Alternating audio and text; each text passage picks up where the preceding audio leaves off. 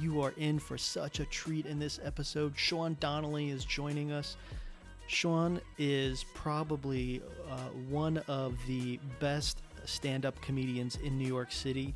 He is a guy who can play to the back of the room, crush the front of the room, and just make you wonder what just happened. He is that good. He's a must to see in person, a master at his craft, and we get into some real amazing things. This one's a treat. Enjoy this time with Sean. The reason why I wanted to have you on this podcast, because we talk about like core values and what it means, and what are those things to you. And one of the things I was curious about is like when stand up gets tough, because it is a tough gig, right? It's not easy. You and a lot of your peers make it look incredibly easy. Right.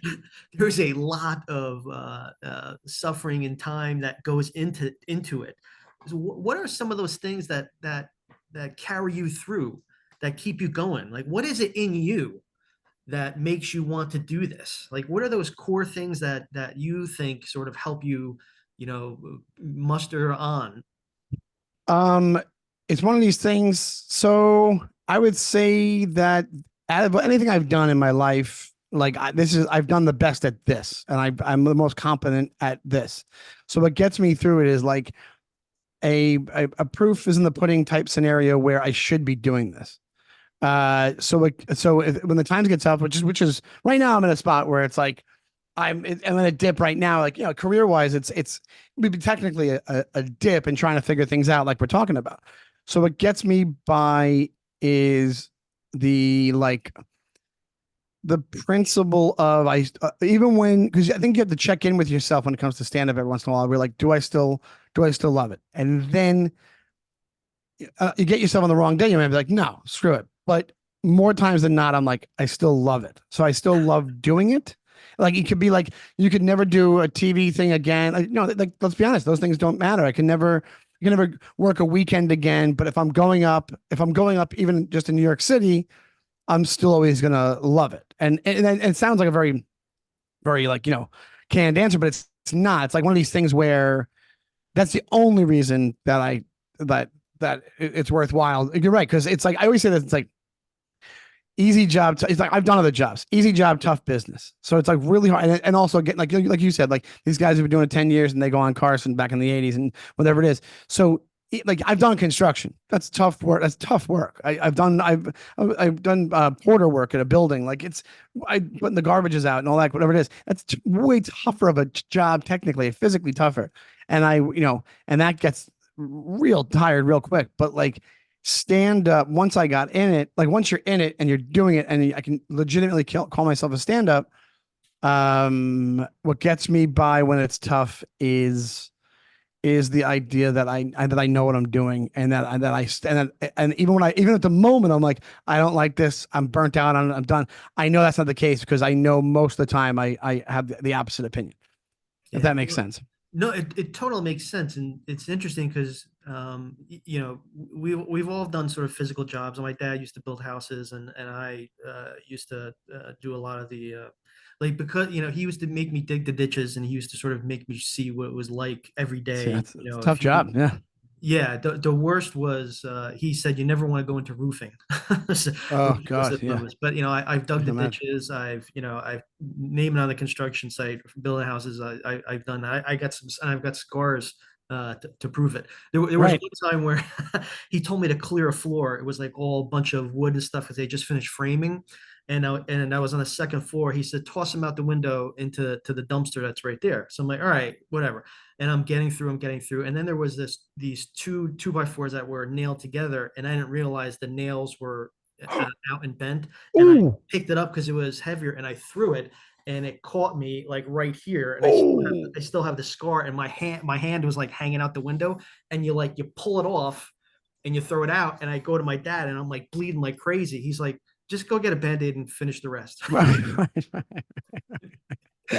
Like those guys, it doesn't, it doesn't affect them. Doesn't affect them at all. But you're like, my life is over. I'm Yeah, I dying. was like 13 years old. I'm thinking I'm gonna die. I need stitches. There's blood everywhere. And he's like, "Yeah, I just clean it up. There's probably a band-aid in the truck, and it was probably a dirty band-aid.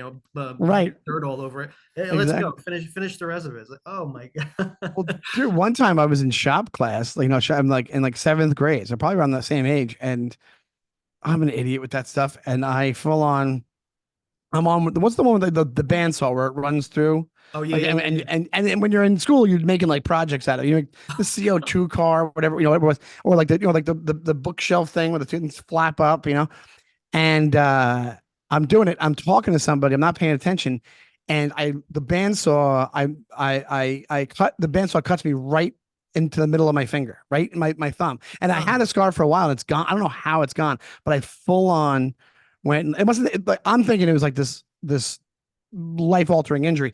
So I go into it. The bandsaw gets me. I must have been in like I guess it wasn't that bad of a cut where I was in shock. And I go up to Mr. Conroy, the teacher, and I go, Mr. Conroy, look what I did. And he was like, "You're an idiot. Go to the nurse." He said, "You're an idiot." And it was like weirdly like not bleeding yet. Like I was like something was up with it. Like one of those weird cuts where I was like, so it just must have just been like a really bad cut. It didn't need stitches or anything like that. But when you're 13, you're like, I just sawed my finger in half. Like, that's what Yeah, you're thinking. yeah, it's nerve-wracking, but I think stuff like that builds character, in I a think you're good way. right. I wouldn't surprise me if some of those things that you experienced back then are helping you with stand up today. I think that's 1,000% right. I think that so I always make a joke about how like I'm not saying we don't come from 1876, but like where I come from, even in Long Island, I think a lot of places people come from, they don't realize stand up is a job, like is like a full on job. And I think even up until recently, I don't think I've been doing almost 20 years. My mom, I think when I first had my first manager, I think my mom thought it was like a manager if I like worked at a Target. Like it was like that. It was like that kind of deal. Where it's like, you work with the manager in showbiz, So it's like one of these things where it's like that it's kind of a partnership. But my mom would always be like, are they happy with you? Are they happy with things, the way things are going? I'm like, it's a two-way street. I have to be happy too. I'm working for myself. Like this is how it goes. So coming from there, I always had this kind of like, let's talk about values, the value of like it's still the job. The job's still the job, still the job, still the job. You still do the job. And it was, and the whole, I'm not saying it's the best outlook, but like growing up, I think we were instilled where it's like, well, you get a job, you do it right, your boss is happy with you, go home, and that's it. Like, and I think I have elements of that in stand up where it's like, even, and you'll see I'll have opinions when I see people kind of go outside those lines. Like you're phoning in a set and people are paying money to go see you. People are paying money to go see you, and you bring up your notebook or you do a thing, and I'm like, it's egregious to me because it's like, do the job, do your job, memorize it, and go out. Well, do whatever, figure it out in your head, and go up because you're getting paid for this job. And on top of it, these people you're supposed to be fulfilling some sort of entertainment for them. So it's like, so I think you're right. I think the stuff from the past creeps over in that way where it's like, I think of it as a very, very like 9 to 5 or like maybe like a blue collar type scenario, but with stand up. And that's just not the case. I'm wrong and I'm right at the same time. Yeah, well, you should ask your mom next time. You'll check with the HR department, stand up, see how you're doing. Exactly. No, it is interesting because I think we're saying the physical side, is different, right? Like from other jobs you have. I think stand up in this world that you've embraced yourself in is much more difficult mentally. Yes. I think people underestimate that because they see, the whether it's the 45 minutes or the hour, but they don't see the time in the hotel. They don't see the airports. They don't see the time trying to think of material, honing material, and like all the stuff that comes, just the sheer sort of vacuum of time that you have to fill and try to keep yourself going with that stuff. I think people underestimate that. I think you're right, and I think yeah, you're the physical part of it is like it's like if you had a businessman from the 60s to the 80s that went on a business trip every weekend. It's like being a traveling salesman almost, but also Yeah. that with not even guaranteed the same amount of cash probably, but Yeah, the time, that's the thing. It's like there's a lot of sacrifice that goes on with time. So even when you like, you probably remember like even that beginning part when I started in the city, your friend group changes over because you're hanging out with comics all the time because you're all working on stuff and you're going to mics and you're going out after. I started when I was 28, which is a little bit later than most. And so yeah, you're right. There's definitely a like there's a lot of it that's not seen. That's not uh that people don't know about. And I think people know about it more now than they did. Like I think there's shows and stuff that kind of pull that curtain back and show people like this is what stand-ups go through. But then people get very presumptuous with that kind of stuff. And like I remember one time it was after Crashing came out. Remember Pete Holmes' show Yeah, Crashing? yep, yep. And they would do some deep cut references. They did like Montreal. People started knowing what Montreal Comedy Festival was and Oh, asking me yeah. about that. And I'd be like, "How'd you know about Montreal?" Like it's like not that it's a big festival, but it was kind of relegated. It's not the jazz festival. It's like it was like relegated to like comics Like inside baseball. very inside baseball. But I'll never forget it. I was at when I first started at the Comedy Cellar and I was hosting, and they have you switch the light in the back of the Village Underground in one of the rooms. You turn on the switch, and I think it was when it was Crashing just had come out, and some lady that was sitting next to it, she goes, "I know what that is. That's the light." I was like, "Yep, you're Yeah, you're a good. real Just like, don't blow through it. yeah, you're Johnny Showbiz. You got that, yeah." Yeah, or people say, "Hey, listen, I got a tag for you." What? What Yeah, did you just say to me? yeah. Yeah, that's So yeah, there's man, you're doing like you're right about the whole like what you have to deal with mentally because man, you're getting it from all angles, and there's millions sorts of mental gymnastics. So not only are you on stage trying to navigate a room full of 10 to 1,000 people, who knows, depending on what you're doing, and then trying to see what works and what happens. On top of that, you're navigating like the social interactions with people who don't really know how to do that. Like, or the people, what I mean? Like, you run into a lot of things where you're like, that's why you have comedy friends and you have real buddies, and then you have, somebody put it a good way. They're like, it's a really lone wolf job that has a community. So it's like, it's this weird amalgam of like these two things where it's like, hey, you have the camaraderie, but also you're out for yourself at the same time. Yeah, no, that's interesting. I remember Shalou gave me some advice when I was starting out earlier. So I met him on a couple things, and I ended up talking to him, and this is when he was opening for Gaffigan a lot. And Yeah. then in the back of my head, you're that younger comic. You're like, wait a minute, he's Shalou. He knows Gaffigan. Maybe I can somehow get to talk to Gaffigan and stuff like Right. that. And after a while, Right. and it's like you don't realize how delusional you are when you do that stuff. But at one point, I remember talking to him, and he was like, "Listen, you know what? You just got to sort of find your class, and Yes. don't like try to go too crazy above your class, and because you're all gonna grow together, and Yeah. that's where you're gonna make your connections." So Yeah. it was interesting, sort of hearing that from him. And then like every once in a while, I would see him like in these weird spots. Like I was in New York City at the time I was working for M&M's, and they opened up the M&M store, and I went Yeah. there, and he was emceeing it. So I saw him there, and I ended up talking to him. I was going through Bryant Park one day That heading was, did he say, towards. what is that? I'm sorry to interrupt you. Was that a crazy rough gig to host the opening of the M&M store? I wouldn't wish that on anybody. Holy shit. And I'm sure he, Tom's the best. Tom's awesome. yeah, Oh my God. He probably yeah. did a fantastic job, but I'm sure in his head the whole time, he's like, screw this. I'm done. Yeah. Exactly. But I would see him in these weird spots. And then I saw him like he was hosting something at Bryant Park. They were doing like movie nights or something like that. And he was like hosting stuff there. And then I just ended up seeing him, on a subway random, just sort of hanging out. It's weird how sometimes you make these connections, and they sort of help you out. It's just sort of like that, almost like that invisible hand, Yeah. sort of helping you Well, as you that's what go. I said. I've always said that. Like it's crazy because you really do, because you're kind of in your head. You're in your head your whole time, the whole time. You're working on your own material, but also like your interactions with people. You're like you're perceiving it how you perceive it, but at the same time, like comics do help comics in situations. Like I've recommended people a ton, and a couple of different late nights. Well, no, the first late nights that I got was Letterman, and I got that because they had new bookers at the time because Eddie Brill got fired, Oh yeah. and the two comics recommended me for just to get the audition. And it was Adam Conover and Emily Heller, Wow. And so comics do help each other. It does happen. But then you have the opposite of it, where like, you might have some worminess or some sneakiness goes on. But that's anything in life, I think. It just depends That's on who you're everywhere dealing though, with. Sean. That's Yeah, everywhere. yeah, That's everywhere. yeah. Yeah, I think the other interesting thing is that like when you find people in that community, like in that stand-up community, it's such a sort of a rarefied area. And then, talking about the value stuff, when you find people, at least this is sort of how I experience life. If you find people have sort of that similar value, framework or Hmm. stuff, then you really tend to click. And sometimes you don't know why, but it's just like you have this connection. Like you talked about, do the job, do the work. And Hmm. that's one thing that I always have seen when, with stand-ups. It's like, yeah, there's a lot of glory that happens with the job if you do the work, right? Yes. You just expect it to happen and you sort of screw around.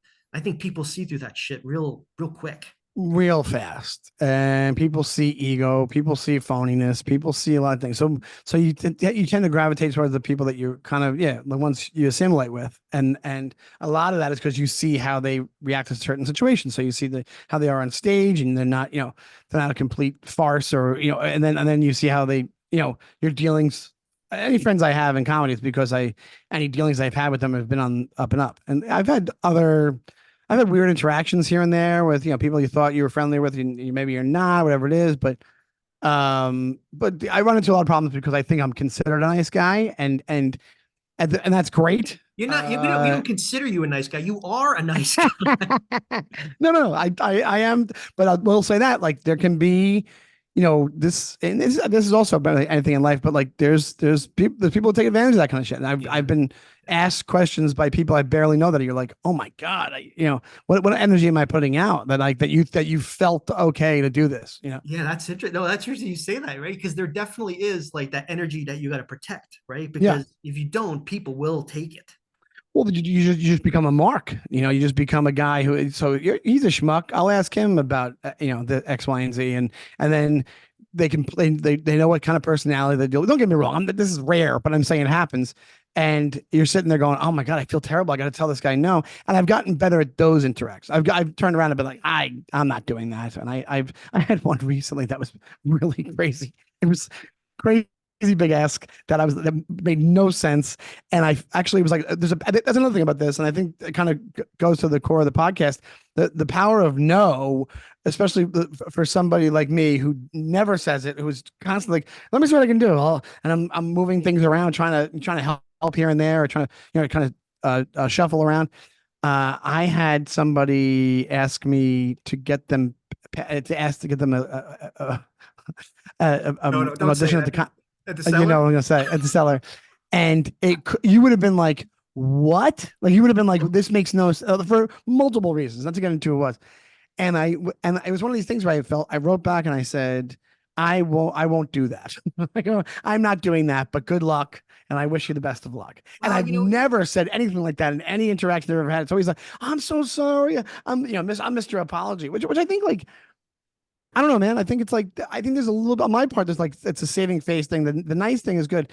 What I've realized over time is like, kind is better. So it's like one of these things. It's like, there you go. More realistic is, hey, I'm not going to do that, but I do wish you the best of luck. That's you're not being phony and being like, oh, I can't, I'm making up excuses. You're going, no, but good luck. And I think that's more of a kind thing to do to somebody, because you're not, I don't know, you're not making them even more delusional by being like, I totally would, but there's a bunch of different excuses. But I was so shocked that I was like, oh, I feel confident being like, no, thank you, no, I Well, cannot do I'm this. very happy for you that you sort of felt that way and sort of protecting, your energy. Because the other thing, man, is that it's a reflection of you too, right? You got to protect yourself and your reputation. That's the thing that you Right? have to think You about. have Yeah. been built, you have a tremendous skill set in comedy. And like when people see you, they realize, how good you are at this stuff.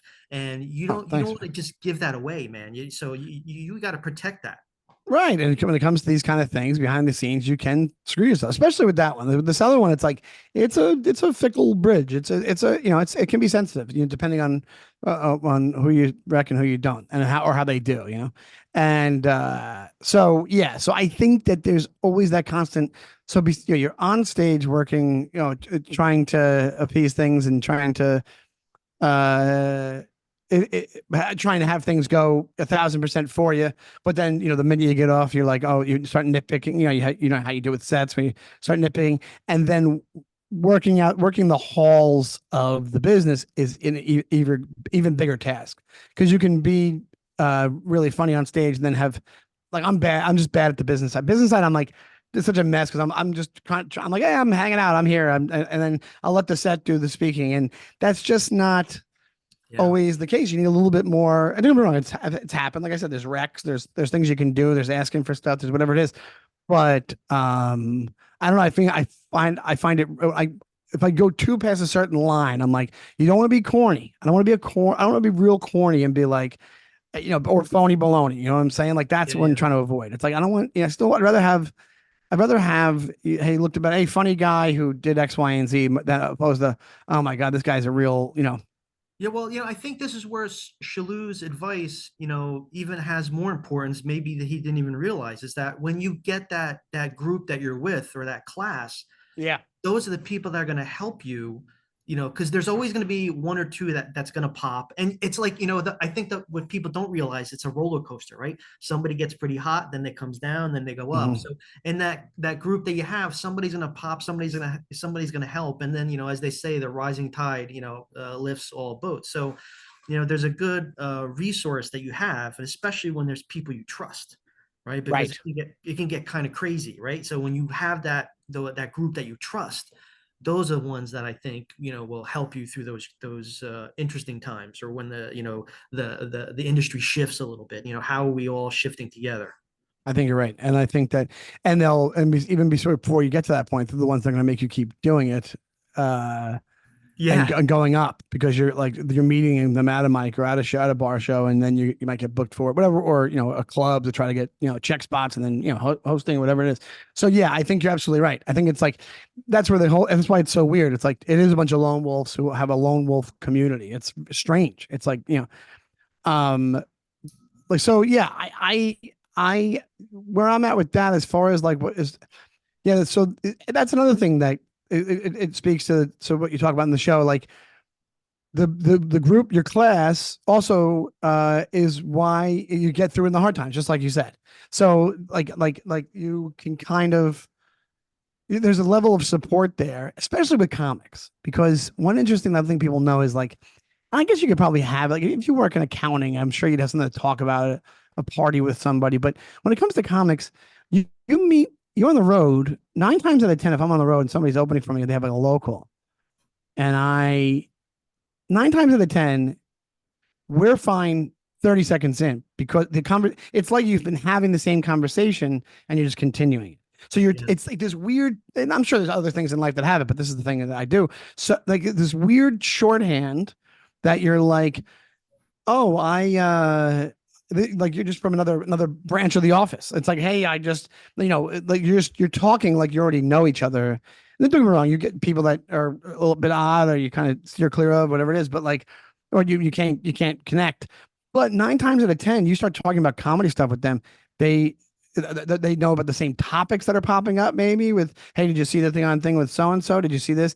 Hey, what do you think about how's like the whatever. room set up? Is it low Yeah, ceiling, high ceiling? exactly, What is exactly. how's it? How are they coming at you? You got a hot Yeah, crowd, you got a low crowd, you got how are they? Exactly. And yeah, it's like, and think about it. Think if you had somebody else. That's why a lot, wives and girlfriends and boyfriends, I'm sure too, for female comics is like, that's why they never want to go to freaking shows because you're sitting there having these kind of conversations and you don't even think about it. I don't know about you. I wouldn't even think about it. I just like, this is how you talk about with this. But if somebody, it'd be like if somebody was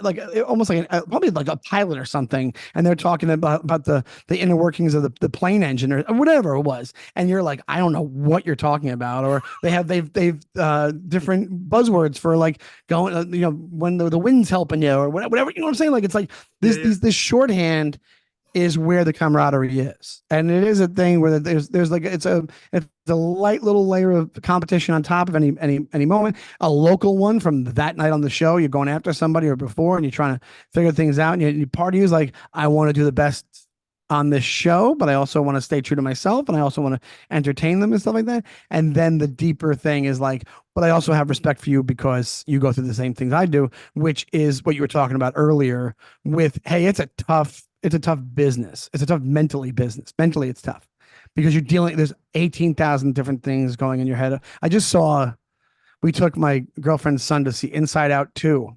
Oh, nice. And I saw the first one, I loved it. And then we saw the second one. It's fantastic, but it actually kind of works on adults. It makes you realize what all these parts of you are doing in your brain. And comedy is a perfect example because you can get caught in that tornado of those, whatever you want to call them, of the anxiety or of the emotions, and then or even of like the envy. There's an envy factor that blankets a lot of days when it comes to stand up, and social media doesn't help with that. You're scrolling through and you're like, Yeah. I had to tell myself, I have to like try to keep myself in check, not to be like, what the hell? Why didn't I do X? Why didn't I do this? Why didn't I do that? And then, 2 days later, I'm talking about how, like, even when it comes to people, because like if you said, like people talking about career stuff, it's like, I don't know if there's that much more I'd want to do besides just become a really good stand up. Like one that I think is, like the top of the level where it's like, I did the work even more and became, my almost my to my liking, whatever it is, because the way the business is now, like it is, it's changing so much. It's like the goals have changed, and it's somebody who's starting now is looking online being like, I want a don't tell set. I want this. I want my podcast to get this in my list. It's like the goals have completely flip flop, and there's nothing wrong with that. Things change. It happens. But I think when it comes to stand up is its own thing. Stand up's like a street fight. Stand up like it's on the outside of a show business. And I think the minute you put a stand up clip online, that we're talking about that, I think it ceases to be stand up. I think the only time it's stand up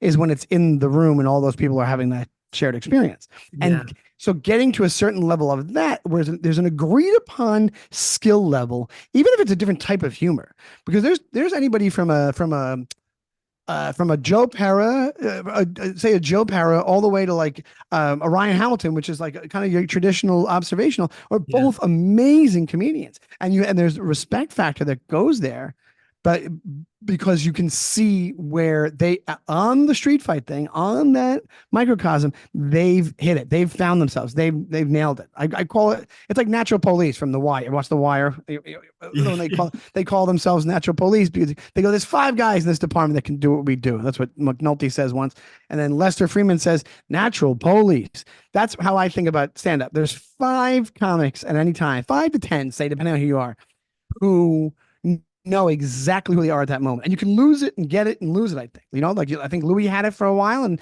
I think he, maybe changed things up a little bit, but not Natural Police. It's like you're at your precipice, if you will, right? Is the right word? Yeah, no. I think you're onto something there, because you talked about how the goals and the things shift, but to your point, I think when you are authentic and true to yourself, that's when the magic happens, right? Right. I think that's where, like, for example, you said Louis was authentic to himself and really didn't give a shit about other stuff. It still doesn't. Yeah. It happened, right? And when you lose that, I think people see that and they see through that. So, I totally can see how, that can play with you in this profession, because sometimes people, they want to chase the shiny thing, and then they forget who they are, which is show business, right? Which is fame, whatever you want to call it. So so it's 2 different things. So you have show business, and then you have stand up. And stand up is always thing where it's like, even if you look at, and here's the thing, and I'm not coming from a place of, and the guy seems like a really nice guy, but even if you look to what stand-ups can do to somebody's brain, you can be at the level you can be at with this guy, Matt Rife, right? This guy, Matt Rife. Yep. From what I've heard, the guy's a sweetheart of a guy, great guy. And and I've seen his clips, they're not my thing, but it doesn't matter, because that's doesn't matter.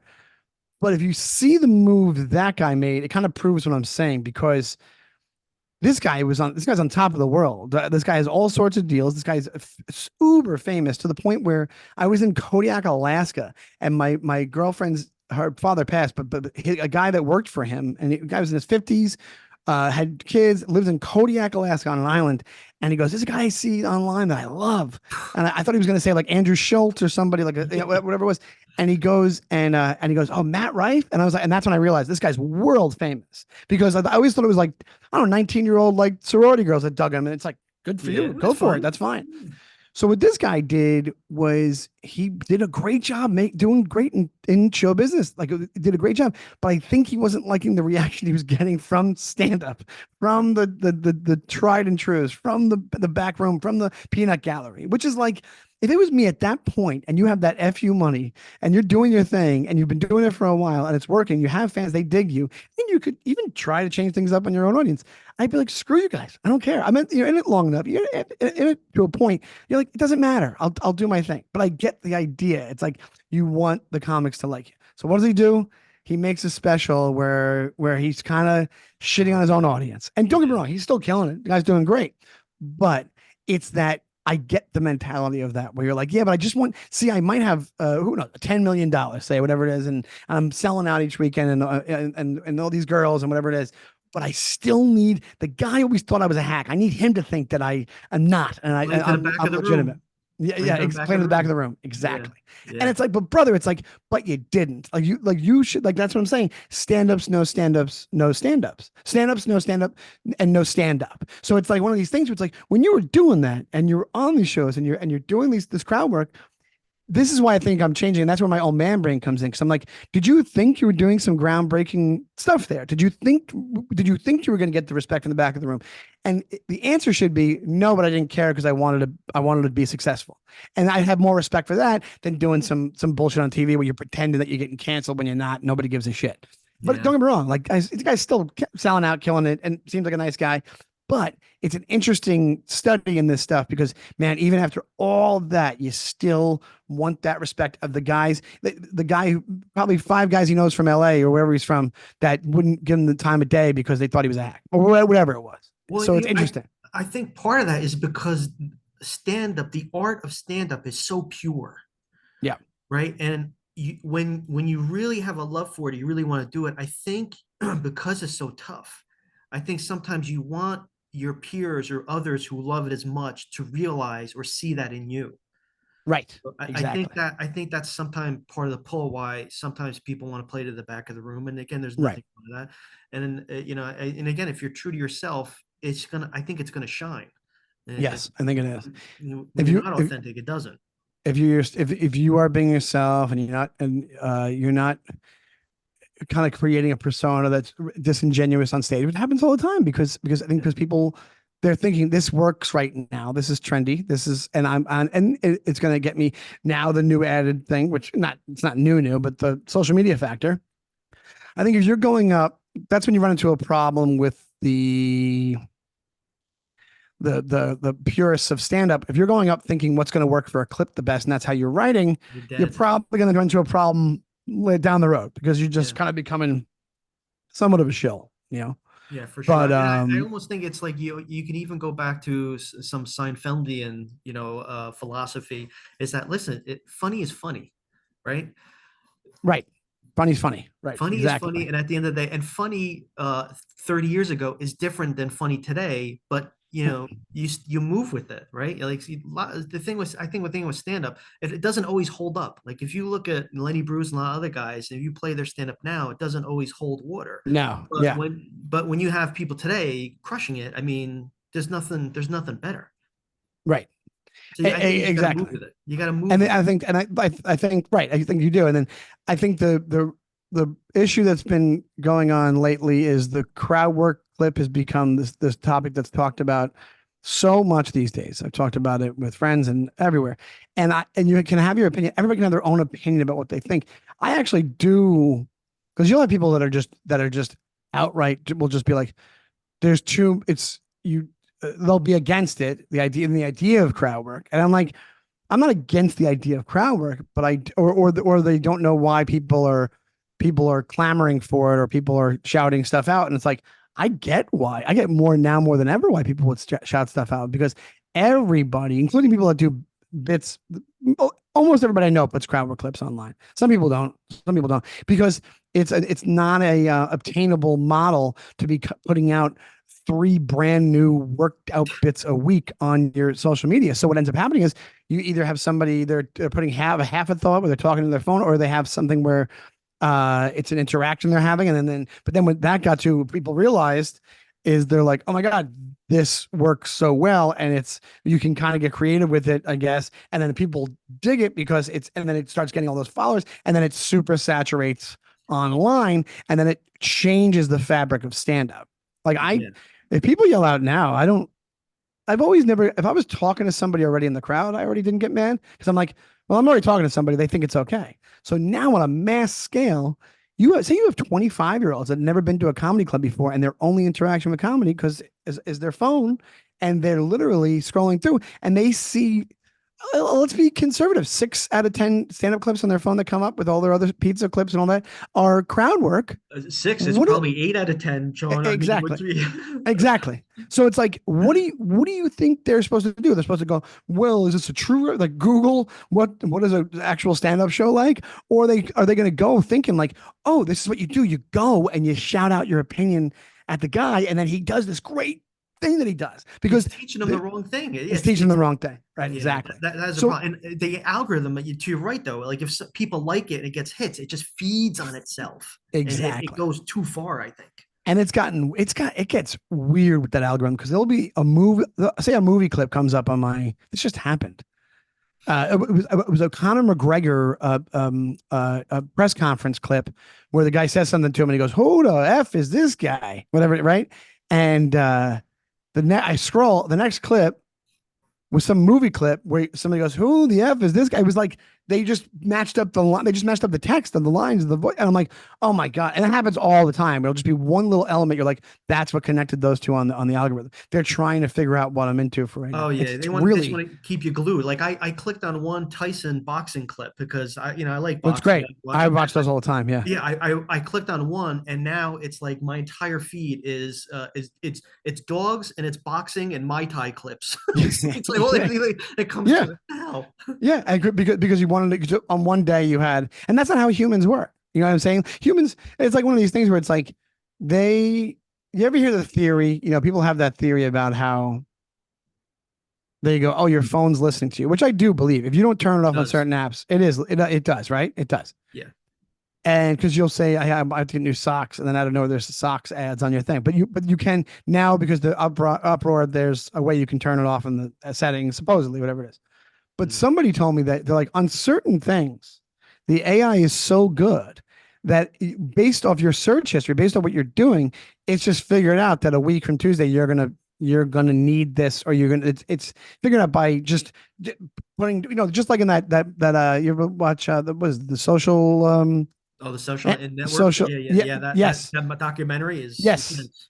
And they go right now, what they have about let's say it's 50 bits of a piece, 50 markers where you go into something, a company's looking for you based off your footprint online. Average person has 50 markers. They go, in 10 years, they'll have 3,000, something insane where they'll know you better than you know yourself. They'll know when you're hungry for peace, or they're whatever it is. You know what I'm saying? Like, so it's interesting to me because you throw that into comedy, which, if you really think about it, it's like they clash because it's supposed to be an in the moment thing. It's a live art form. That's what I realized even more than ever. And the clips have made me realize that even more than ever. Because even when you talk about, somebody was telling me, they go, oh, I saw so-and-so special. It's like, I love seeing him in the room, but they go, I couldn't get into the special. And I was like, because comedy's a live art form. That's why there's a weird connection energy that happens when you're in the room, and there's a shared consciousness that's going on.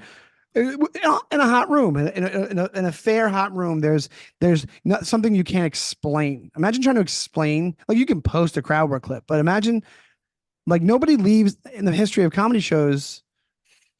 No, I don't think anybody's ever left and been like, oh my God, there's this one moment where this girl dropped a glass and the guy, he said this. No, man, don't get me wrong, there probably has been, but I'm saying, like, I don't think that's your first thing you bring up. I think it's just a thing that you're experiencing in the moment. You're not thinking, oh my God, I'm gonna relay this to 5 people, and and then they're gonna do 5 more. Yeah, it doesn't work that way, I think you're onto something. It's like, and I tell people, and watching stand up either on a clip on my phone or on Netflix is, from my experience, it's actually okay, but it's nothing it's nothing like being in the room. And I try to Right. tell people this.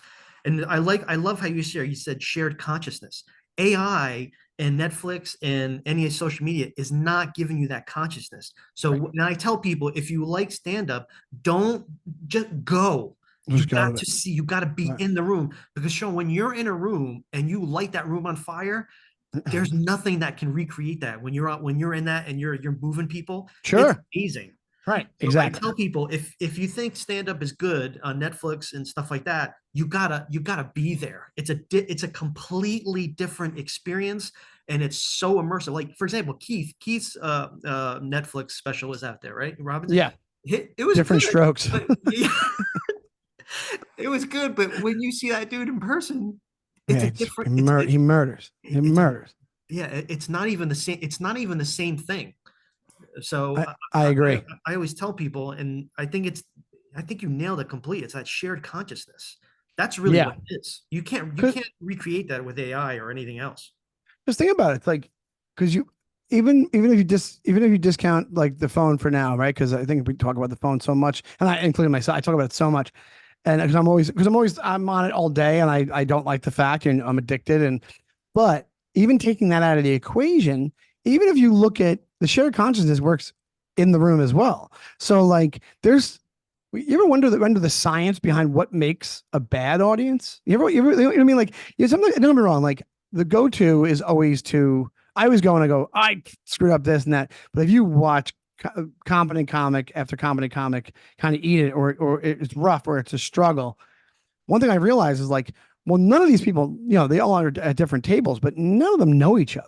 But without even speaking, they've decided we're not gonna be into the bulk of this, or we're gonna be weird about X, Y, and Z, or we're gonna, you know what I'm saying? So it's like that's shared as well. Like besides like the shared thing of laughing at a punchline that somebody does or an interaction somebody does is like, oh, you get that because funny, we all have shared cultural experience, whatever you want to call it, and people are laughing. It's like, that's really funny what they said. But on top of that, when you're not laughing and they're sharing it, shouldn't it be way more random? Like when somebody bombs or something, or when somebody, like when I've bombed, it's like you're doing the same things you always do, and maybe it's a little bit tougher, but they all have this. Why shouldn't it be like one side of the room? And this happens as well, don't get me wrong, but 9 times out of 10, when you get them and they're a little bit tougher, they're all tough at once. And when they're a killer audience, they're all killer together, because I think just weirdly, they're just silently vibing off each other, and have become to this agreement, and have come to this thing like, this is what we're into. We're one organism that are, with our maybe some shoot offs here and there, somebody heckles or does some shit or whatever it is. But overall, we're all in this together. It's I like think that kind of vibe. everybody. I think you're right to that point. The audience is connected, Yeah. and the trick is, how do you? It's so weird. It's not even like an audience. It's just like you said it before, like an organism, right? It's like it's one thing. It's like One you and thing. the other, and like how do you connect to that other Right. thing? And Wow. what do I have to say that's gonna unlock that thing that gets them into me, while also I'm, doing the jokes I want to do, whatever it is. So it's like, what is that? Because there's been times where, especially the headlining sets on the road, where it's like, there's like litmus test jokes I'll do where I'm like, they kind of good representation of me. And I'm like, if you're not into these, you're gonna have a hard time with this whole. I used to not think that way. I used to do like I said it, where I was like, I'll just dance, I'll do whatever, I don't care. And then now I'm like, these work, and I'm still having fun saying them, and I know that. So if you're not into these, yeah, I'll try. I'll just still do the job. I'll get something out of you, but it's like, you're not gonna enjoy this as much as you should, that kind of thing. That's So it's amazing. like, but I do think there's like, and I think it also comes down because you ever watch Surviving Death on Netflix? No. Oh, wait a It was minute. like a 6-part documentary. It was about like near death Oh, yeah, yeah, experiences. yeah, yeah. Oh, I love that stuff. Oh, that So stuff's amazing. I love it. And it kind of fits into what we're talking Oh about. my God, we're gonna have to have talking another time about this, because I totally am into that shit. Yeah. Yeah. I'll talk about it next time. Yeah. Yeah, yeah, yeah. That'd be great. That is I think it's a six-parter. Was that the one where the kid he's got a previous life in the And he was the military and director. yeah, yeah, yeah, Yeah, dude. yeah. Yeah. So let me ask you this real quick on that one, because my first thing to go is, I'm like a healthy skeptic. So I'm sitting there going, if it's not that, if it's that he gave them 50 pieces of information, 47 were correct or something crazy like that. if it's not that, then is it the biggest coincidence in the history of coincidences that he guessed all this stuff about this guy's life? That would be like winning 14 scratch offs in a row. You know what I'm saying? Like the level of that, like the level of that being correct is just bonkers to me. I think there's things that we just can't literally comprehend. And I think it's on an atom level. I think it's like a shared thing on an atom level. yeah, there, I think what you had said, the one word that you had said, I think really crystallized it, and it's consciousness. Yeah. I think it's like, because there was like a podcast and there's like one question, if there's one thing that you wish you knew or understood, and my answer would be consciousness. Because Yeah, that, I nobody think, is does. the connective tissue on all this stuff. Yes, I think you're right. And I don't like when I see those series and stuff like that, I go nuts. I love that stuff. Even the other one, real quick. I know you have to go, but the even the other one with the farmer, and it was like started from the '60s, and the farmer was like a serious dude. One night he's sleeping, he shoots out of bed. His wife wakes up. She's like, "What's the matter?" He's like, my brother's calling to me," and he walks over the window. He's looking for his brother. She's like, "No, you're having a nightmare." He's like, "I'm not. I'm telling you." He goes back to bed. Hour later, does the same thing, freaks out, goes back to bed, wakes up the next day. They find out at about that time his brother was getting murdered.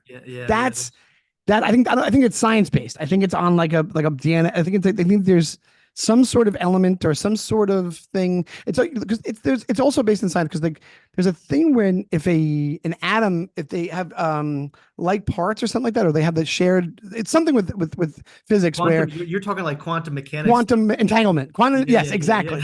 Couldn't it be based off that? Couldn't it be if you're made up of atoms and your family has the same atoms as you, and then your atoms go all the way to California and something happens like, and it's enough of an event. Couldn't it be based in that? I don't know. It sounds batshit, but I'm getting goosebumps when we talk about this stuff. I love this stuff, and we didn't even touch on like UFOs, but that's a whole other story. Oh, that's the next time. Yeah, that's next time. Hey, listen, I do want to wrap. I want to ask you a couple things here because I think this is kind of interesting.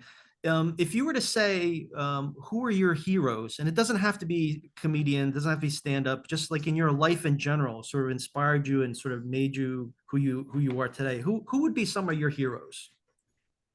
The easy but true answer is my dad. My dad died a long time ago, and I probably still think back to things that my dad told me when my dad died when I was like 22, and I still think I live by things that I learned back then. So yeah, I would say my dad. What would be one thing that you would share that you felt you learned from him? It was